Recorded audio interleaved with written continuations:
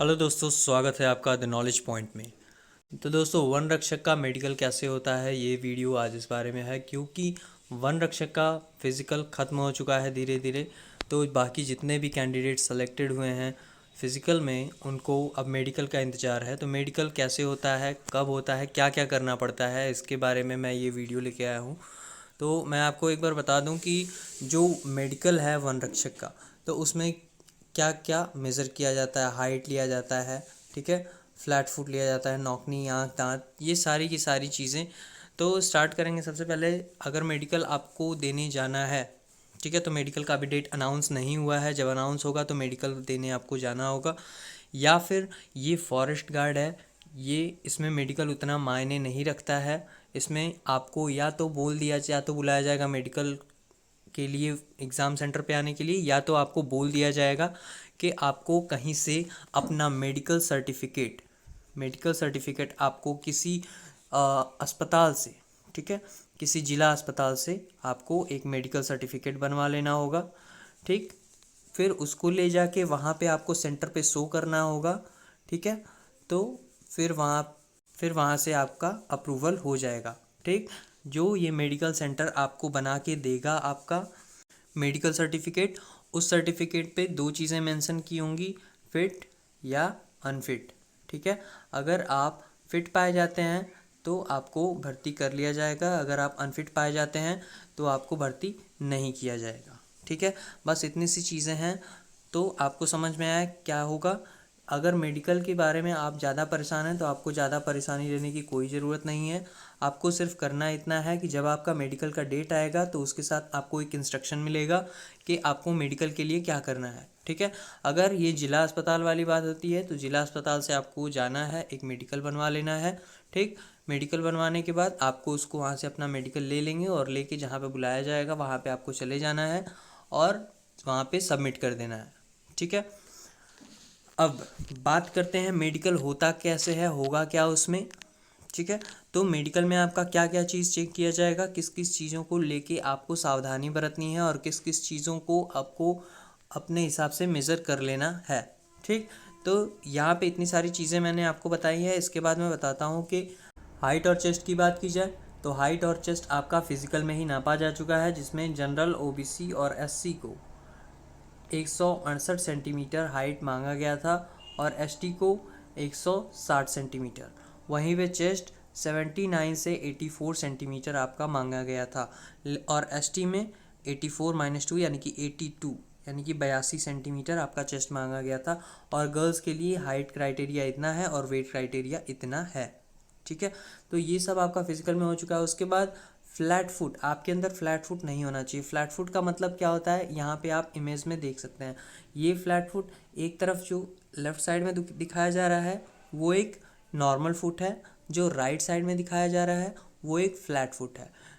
तो जो आपका नॉर्मल फुट होता है तो उसमें एक कर्व बना होता है, ठीक है, उसमें गड्ढा होता है। लेकिन वही गड्ढा जब आपका पैर पूरी तरह से चपटा हो जाता है, जब आपके पैर की तली पूरी तरह से चपटी हो जाती है दौड़ने की वजह से या ज़्यादा काम करने की वजह से पैरों पे, तो वो उसी को फ्लैट फुट बोलते हैं। आपके अंदर फ्लैट फुट है या नहीं, इसको चेक करने का तरीका, सबसे आसान तरीका ये है कि आप अपने पैर को पानी में भिगाइए। उसके बाद आप उसको किसी सूखे ज़मीन पे रखिए। उसके बाद आप अपना देखिए कि मेरे पैर पे फ्लैट फुट हो रहा है या नहीं, यानी कि आपके पैर की कैसी आकृति बन रही है। अगर वो कर्वेचर एक बन रहा है, मतलब कटा हुआ अगर भाग बन रहा है, तो आपके अंदर फ्लैट फुट नहीं है। अगर आपके पूरे के पूरे पैर का तला उस पर छप जा रहा है, ठीक है, फ्लैट, तो उसको बोलते हैं फ्लैट फुट। ठीक है, और यहाँ पे फिगर में भी जैसा कि आपको इमेज में दिखाया जा रहा है, इसी को बोलते हैं फ्लैट फुट। ठीक है, तो अगर ये आपके अंदर होता है तो इसको दूर करने के लिए आपको अपने पैर के नीचे बॉल वगैरह या कोई ऐसी चीज़ जिससे आपके पैर का तला थोड़ा सा ऊपर उठ जाए, ठीक है, आपके पैर के अंदर ज़्यादा से ज़्यादा कर्वेचर, तो आपको उसको रख के उस पर प्रेस करना है, अपना पैर दबाना है, एक्सरसाइज करनी है। बात करें नौकनी के बारे में तो नौकनी में क्या होता है और कैसे होता है। नौकनी हमारा जो होता है वो बेसिकली क्या होता है, ये फिगर में जो आपको दिखाया जा रहा है ये नौकनी, इसमें क्या होता है कि जो आपके पैर होते हैं दोनों, ठीक है, इनके जो घुटने होते हैं वो दोनों क्या करते हैं आपस में जब टच करते हैं, ठीक है, जब आप सिंपल स्ट्रेट एक खड़े होते हैं, एक सावधान मुद्रा में जब आप खड़े होते हैं, तो जब ये आपके दोनों घुटने एक दूसरे से टच करते हैं तब उसको नॉक नी बोला जाता है, यानी कि आपका नी लड़ रहा है, यानी आपका घुटना लड़ रहा है, उसी को नॉक नी बोला जाता है। तो अगर नॉक नी रहता है तो भी आपको प्रेफर नहीं किया जाएगा, ठीक है। तो नॉकनी से बचने के लिए क्या करते हैं, अगर आप नॉकनी को सही करने के लिए आपको उसके बीच में तकिया डाल के सोना होगा, ठीक है, अपने दोनों नीज़ के बीच में एक तकिया डाल के सोना होगा, ठीक है। आप ऐसा सोते रहेंगे तो आपका नॉकनी धीरे धीरे सही हो जाएगा। ये एक दिन दो दिन में नहीं बल्कि कुछ समय लगेगा, हफ्ते 2 हफ्ते 15 दिन 20 दिन ऐसे करके काफ़ी कुछ दिन धीरे धीरे महीनों में ये आपका सही हो जाएगा, ठीक है। तो आपको नीज़ के बीच में क्या करना है, एक तकिया डालना है, ठीक है। उसके बाद आप क्या कर सकते हैं, बटरफ्लाई वाला आसन कर सकते हैं, योगासन, ठीक है, जिसमें आपको सिंपल स्ट्रेट बैठ के, ठीक है, अपने पैरों को मोड़ के, ठीक, इसको ऊपर नीचे अपने घुटनों को करना है, ठीक है। इससे क्या होगा, आपके जो घुटने हैं वो स्ट्रेट होंगे, ठीक है। तो इसको बोलते हैं बटरफ्लाई योगासन। इस बटरफ्लाई योगासन के करने से आपका नौकनी सही हो जाएगा और जो आप नहीं सेलेक्ट होने वाले हैं वो आप सेलेक्ट होने लगेंगे, ठीक है। तो आगे आते हैं आँख पे।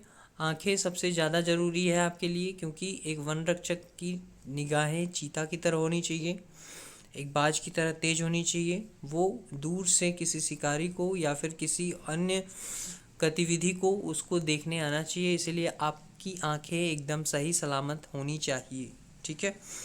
तो अपनी आंखों का एक बार अच्छे से आप टेस्ट करा लीजिएगा। अगर आपकी आंखें सही नहीं हैं, धुंधला दिखाई देता है, चश्मा वगैरह पहनते हैं, तो बिना चश्मा के भी रहने का ट्राई कीजिए आप, और ट्राई कीजिए अलग अलग आँखों से रिलेटेड एक्सरसाइजेस करने का।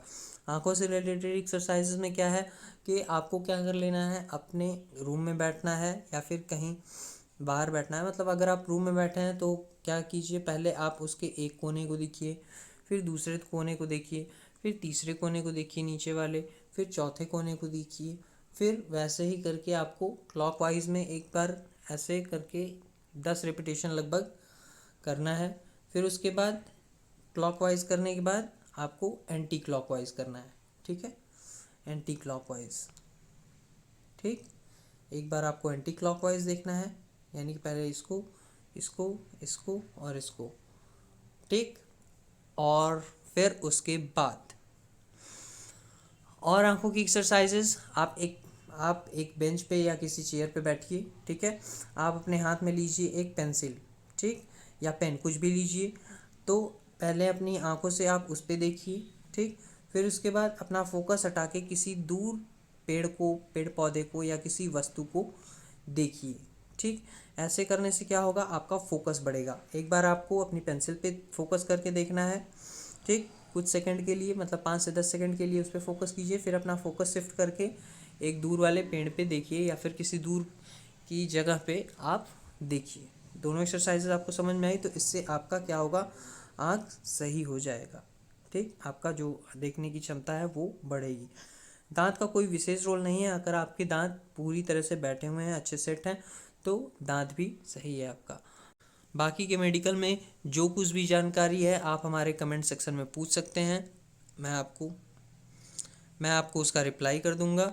ये सारी चीज़ें मेन हैं, इन चीज़ों को आप एक बार देख लीजिए, चेक करा लीजिए। अगर आपको जाना पड़ता है वहाँ पे मेडिकल सेंटर पे तो आपको जाना ही पड़ेगा, वरना अगर आपको बोला जाए गवर्नमेंट से बनवा के लाने के लिए तो गवर्नमेंट के आप उस पे हॉस्पिटल पे जाएंगे, गवर्नमेंट हॉस्पिटल पे जाएंगे, वहाँ से आपको एक सर्टिफिकेट मिलेगा जिसमें लिखा होगा फिट, वही आप सर्टिफिकेट ले जाके वहाँ पे जमा कर दीजिएगा और वो चीज़ आपको प्रोवाइड करा दी जाएगी। कट ऑफ की बात की जाए तो जनरल वालों से स्टार्ट करते हैं। जनरल की कट ऑफ कितनी जाएगी, जनरल की cut off according to me 148 plus ही जाने वाली है, लगभग 150 टच करने वाला है। क्यों, क्योंकि जितने ज़्यादा बच्चे फिजिकल में पास हुए हैं उन बच्चों को देखते हुए यही अनुमान लगाया जा रहा है कि लगभग 150 ये टच करेगा, यानी 148 मैं मिनिमम बता रहा हूँ, लगभग 148 प्लस ही रहने वाला है इसका जनरल वालों का। वैसे ही ओबीसी वालों का भी 145 से 146, इससे कम तो होने नहीं वाला है, क्योंकि इतने ज़्यादा बच्चे पास हुए हैं कि मतलब कंपटीशन काफ़ी टफ हो गया है। मेरिट अब जाएगी, इसकी कट ऑफ हाई जाएगी। उसके बाद एससी की बात करते हैं, एससी भी 142, और एसटी की बात करते हैं तो एसटी 140 इसकी कट ऑफ जाने वाली है। तो ये रही expected cut off final forest guard की। हाँ, और महिलाओं की बात की जाए तो जो वुमेन है या फिर जो गर्ल्स हैं, गर्ल्स की कट ऑफ कितनी जाने वाली हैं, तो गर्ल्स की कट ऑफ जाएगी 145। जितना मैंने बताया, जितना मैंने सबका बताया अभी कुछ देर पहले आपको, ठीक है, उसी में कुछ ज़्यादा मतलब उसी में कुछ कम करके आपका 2-2 4-4 नंबर कम करके महिलाओं की भी कट ऑफ जाने वाली है। तो वीडियो में यहाँ तक बने रहने के लिए धन्यवाद, और आशा है आपको मेडिकल से जुड़ी सारी इन्फॉर्मेशंस मिली होंगी। कुछ इन्फॉर्मेशंस जो नहीं मिली होंगी वो आप कमेंट सेक्शन में पूछ सकते हैं, ठीक है। और यहाँ पे लाइक बटन दबा दीजिएगा, सब्सक्राइब भी कर दीजिएगा अगर आपको कंटेंट और चाहिए